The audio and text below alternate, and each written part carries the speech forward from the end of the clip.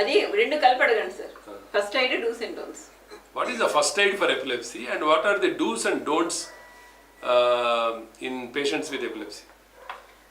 See, first aid for epilepsy should always be understood by the family members definitely, because most of the times they are the people who are there, but it is also important for the public to know that, because all of us can encounter suddenly either in the school or in the bus or on the road a person who has epilepsy.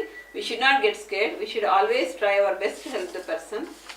So the moment somebody gets a fit, if it is a complex partial seizure, there is no need to disturb the person. The duration of the fit will be for possibly maximum of 1 to 2 minutes, during which the person will be confused.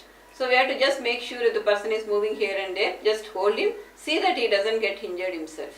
But really the problem comes when the person gets a generalized tonic-clonic seizure. That is, during the fit, the person gets jerking of the limbs and suddenly he may fall onto the ground and he may be jerking in a supine position or in any position. So it's always important that whenever they are jerking, we should not disturb them. And once the fit is over, we should always make sure that we turn them to one side. Because what happens during the fit, there is lot of excessive secretions produced due to the contraction of the, and there is also risk of choking during the contraction. By turning to one side, we prevent the aspiration of the saliva of the person and also the secretions into the lungs. And we should not keep anything in the mouth, because their breathing occurs through the mouth or even through the nose. And if there are any excessive secretions, by turning them to one side, we drain the secretions. And sometimes they may pass urine in the clothes and they bite the tongue. By turning them to one side, you are preventing further injuries. And not only that, we should make sure that they don't get injured. And if any tight clothes are there around the neck, just like make them loose.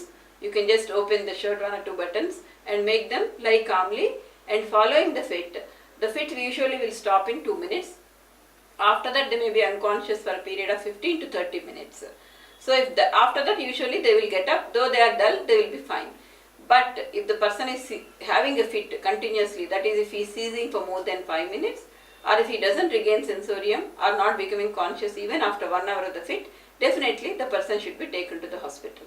Otherwise, most of the time with these precautions we can manage during the home or anywhere. And other thing is, there are some emergency medicines which are usually given, like keeping a tablet under the tongue or something called a buccal midazolam, or nowadays we are getting the nasal sprays, for which we should be training the family members before the fit so that they can act accordingly during the fit. So the idea of this is to reduce the duration of the fit and also to prevent further fits immediately after the first fit. Because once there is an electrical activity triggered, there is a risk that you may get another fit. So all these should be explained. Then coming to the do's and don'ts, that is, not during the fit, how do we really prevent the fits? We have discussed this many times, in the sense that you should have a good lifestyle habits. That is, you eat on time, sleep on time, sleep for at least for 6 to 8 hours, because significant lack of sleep will cause seizures or will precipitate the seizures, especially for children who are during the exam period. So it's always, we should always tell these children, you study in advance. Just don't sit throughout the night during the exam, because you will get a fit during the exam or just before the exam, and finally you will not end up writing the exam.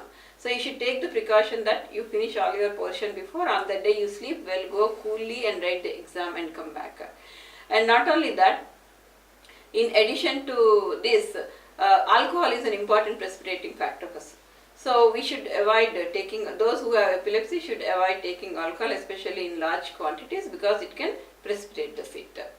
And other things, so these are the important precautions. And one should, if you are having frequent fits, you should avoid driving and you should avoid definitely swimming. But sometimes those who are well controlled can do the, means you can go for swimming under a supervision. And other question they ask is, can I participate in the sports? Definitely you can participate in the sports if you are well controlled. Those who are having regular seizures, hyperventilation is an important precipitating factor for seizures. And another thing is, mobile phones.